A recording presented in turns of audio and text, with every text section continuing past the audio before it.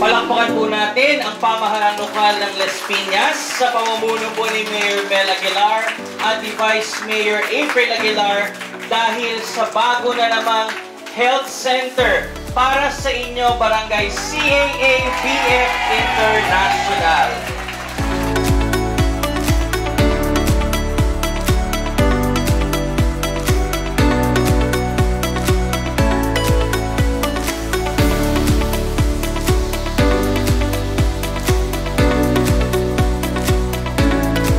Tuloy-tuloy ang tapat at progresibong serbisyo dito sa CAA at sa buong Las Piñas dahil una kayo sa puso ng ating mga pinuno.